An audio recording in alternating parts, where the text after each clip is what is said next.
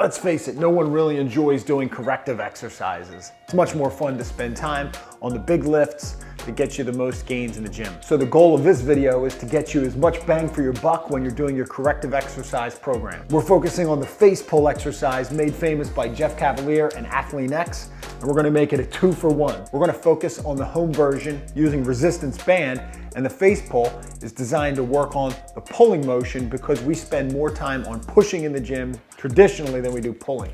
The pulling movement with the face pull is counteracting the excessive internal rotation and forward pressing movements that we do so often in the gym and in life. So we're working the opposite by retracting and pulling at the same time that we're externally rotating our shoulder.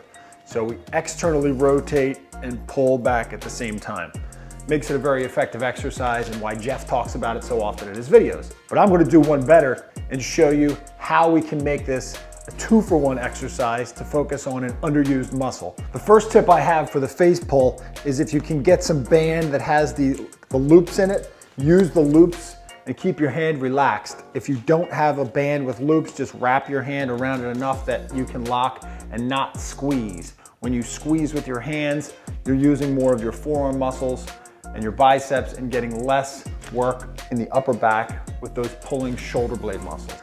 You wanna make sure you keep your butt back when you do the face pull so that you're not sliding into hip extension. To make this a 2-for-1 exercise, we're gonna get ourselves a resistance band loop. On the lower side of resistance, I have this red band that's somewhere in the 10 to 25 range. And then we wanna target 2 groups of underused muscles. The number one is the traditional muscles that we're working in the face pull. And the other group is the spinal extensor muscles or the neck extender muscles. The ones that are so weak when we see this forward head posture. So we're gonna take this resistance band loop and we're gonna hook it behind our head to start. We're gonna do the same motion that we do with a traditional face pull. But now when we come forward, we're resisting in the other direction. So I'm pulling that and resisting my spine forward so the muscles on the back of my neck have to resist. Do my face pull. And then while those muscles rest, I'm working the spine muscles pulling forward.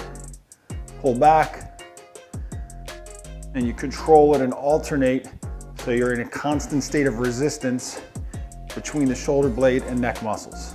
You may not know this, but that like button is suffering with severe back pain today. Give it a click to help it recover. Another tweak we can do to focus on an underused muscle on the front of the neck, and if you've watched any of my videos on deep neck flexor training, you know how important that is when it comes to neck health and chronic neck pain.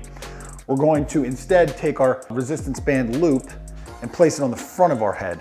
The closer together your hands are, the more resistance you're going to get on the front neck muscles. So now I'm doing my face pull back, and as I'm pulling back, I'm getting resistance on the front of the neck at the same time that I get resistance on the muscles of the shoulder blade and rotator cuff. I want you to focus on your hold time rather than ramping up resistance as fast as you can. Start with a 3-second hold, build up to a 10-second hold, going through sets of 10 to 15. You can do this daily because it's a corrective posture exercise and not classic overload strengthening. If you like this tweak on a classic exercise and want to watch more, watch how we can do a sled training program at home. To subscribe to the channel, click over here. You want to keep improving, you got to keep it moving.